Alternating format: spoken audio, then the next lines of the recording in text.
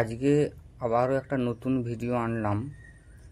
এই জিনিসটি দেখছেন ইথিপন 39% SL, অর্থাৎ এটি হলো লিকুইড ফর্মে আছে।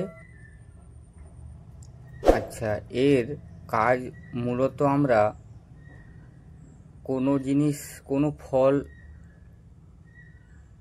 পাকানোর ক্ষেত্রে আমরা এটা ব্যবহার করি এবং খুব ভালো রেজাল্ট আমরা পাই। এবং এটিকে আমরা প্ল্যান্ট গ্রোথ হিসাবেও আমরা ব্যবহার করি।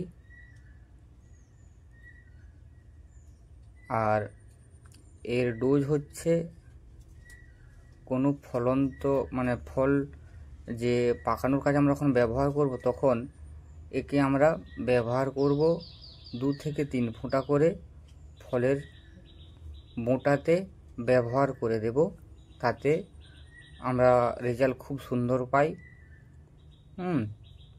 এবার এটি হচ্ছে বিভিন্ন কোম্পানির হয়। আপনারা শুধু টেকনিকটা যেটা আছে ইথিপন 39% SL, এই টেকনিকটা শুধু লক্ষ্য করবেন, তাহলেই হবে। আর আমার হাতে যেটা রয়েছে এটা হচ্ছে ট্রপিক্যাল এগ্রোর একটি ওষুধ। এটা আমাদের গৃহস্থালির ক্ষেত্রে খুব একটা কার্যকারী ওষুধ।